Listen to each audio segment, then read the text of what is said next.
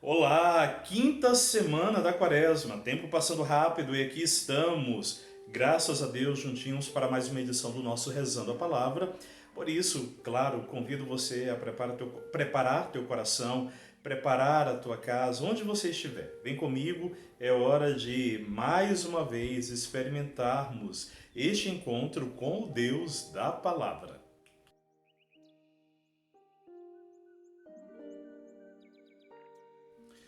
Muito bem, meu irmão, minha irmã, aqui estamos. É o nosso Rezando a Palavra Dominical.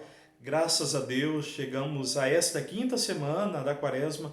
Palavra bonita que quero convidar você a rezar comigo em profundidade. A primeira leitura é um trecho do livro de Isaías, mas vale aquela lembrança. Se você tiver dúvidas sobre qual citação bíblica, aqui em nossa descrição está tudo detalhado, tanto a primeira leitura quanto o Salmo, segunda leitura e o Evangelho de hoje. Vamos lá, como eu ia dizendo, a primeira leitura é um trecho daquilo que a tradição, os estudiosos chamam de segundo Isaías. Isso, estamos na segunda parte do texto de Isaías. O texto bíblico apresenta uma palavra de esperança. E por que essa palavra tornou-se tão importante para o povo de Deus naquela ocasião?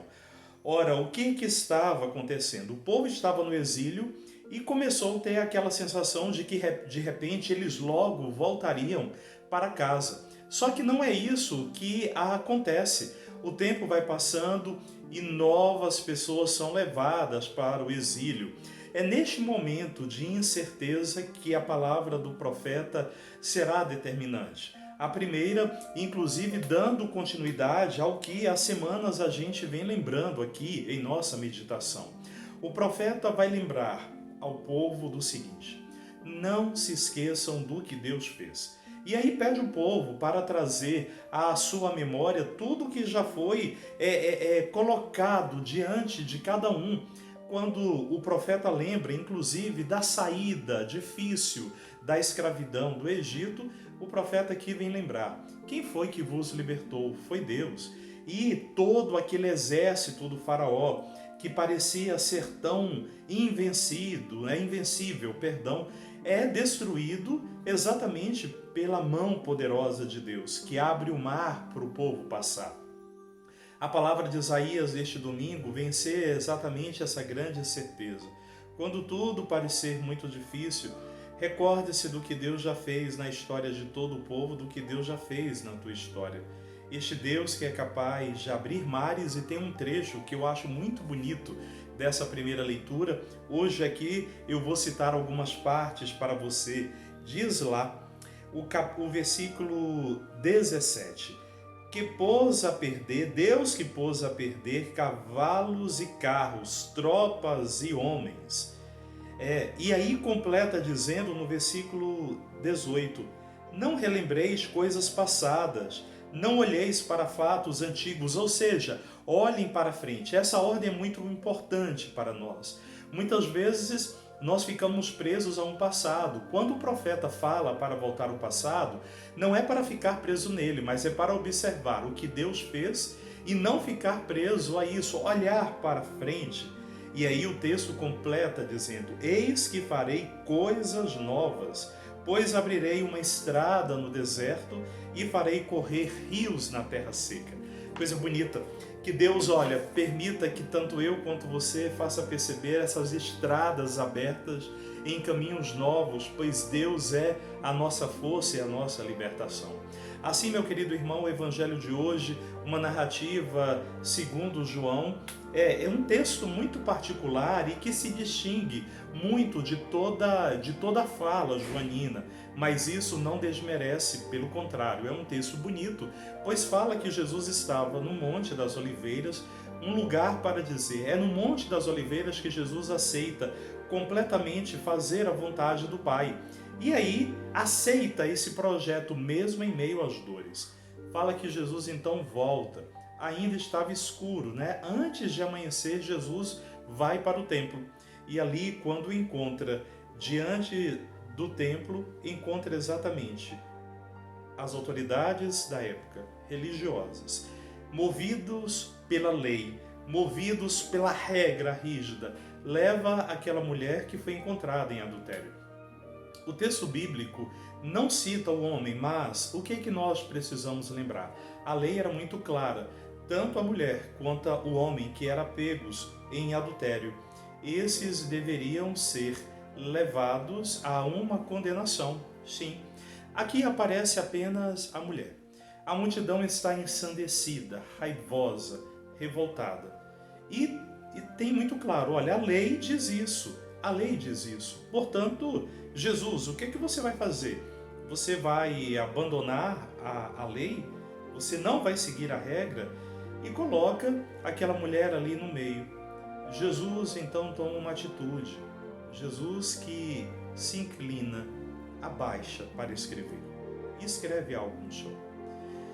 Nós não sabemos até hoje ao certo o que Jesus escreveu. O gesto poderia remeter a uma frase, inclusive, de condenação.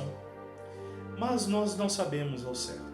O que nós sabemos é que diante de Jesus se inclinar, Jesus abaixa e se coloca ali, diante daquela mulher, humilhada, jogada ao chão. E ao se levantar, Jesus apenas toma uma atitude. Ele não rompe a regra, mas coloca-se no lugar da acolhida e, por meio das suas palavras, é como se Jesus questionasse: quem deu a vocês o direito de serem juízes? Pois Jesus diz: quem não tiver pecado, atire a primeira pedra.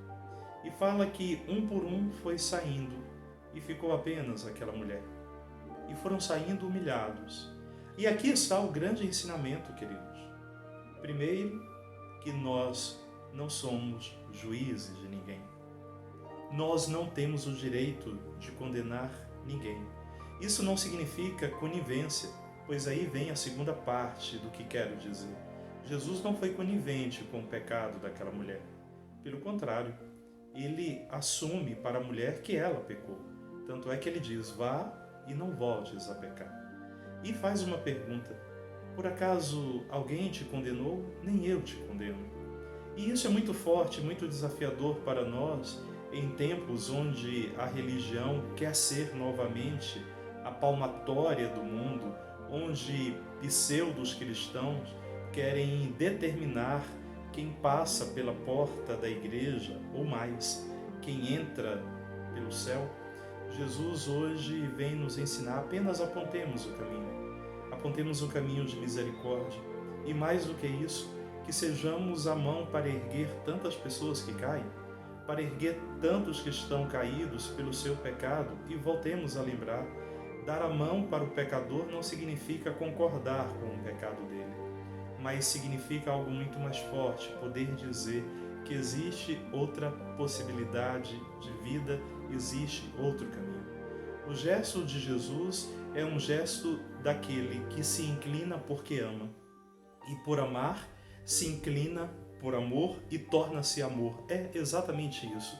Inclusive, quero ler para você uma reflexão muito bonita que está no Retiro Quaresmal proposto pelos jesuítas, retiro esse que inclusive estou fazendo todos os dias durante todo esse período da Quaresma. Diz, refletindo esse texto bíblico: nessa passagem do Evangelho, narra-se que Jesus escreveu com o dedo traços no chão. O tema do Digitus Dei, isto é, o dedo de Deus, que escreve o decálogo nas tábuas de pedra da aliança, é aqui de algum modo retomado. Na simbologia bíblica, o chão, a terra, evocam a origem da humanidade feita pelas mãos de Deus a partir do barro, que é um sinal indicativo da humildade, da fragilidade e da baixeza. Jesus se abaixa sobre esse símbolo de nossa realidade e imprime sua escrita de amor e perdão.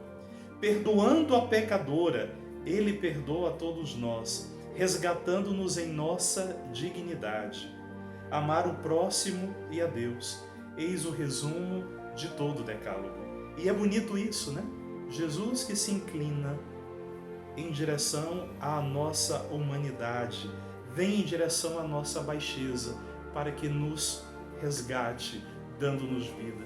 E para nós terminarmos essa liturgia tão bela deste domingo,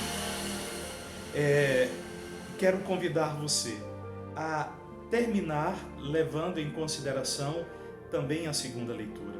O apóstolo Paulo, que vai entender que toda a sua vida pode ser marcada por inúmeros equívocos, mas a partir do momento que ele encontrou com Cristo Jesus, sua vida mudou.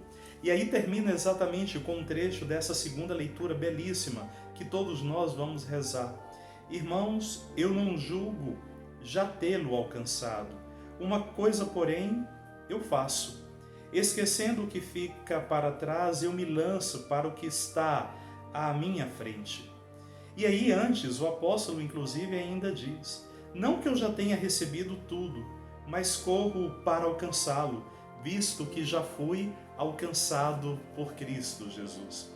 Por isso, a você que de repente tem se sentido tão fragilizado, tão caído, deixe-se ser alcançado por Jesus e perceba que Ele abaixa até a ti para te levantar, para te reerguer e para te pôr novamente no caminho da vida, da felicidade, da paz, do amor. Paz e bem, e até breve, se Deus quiser.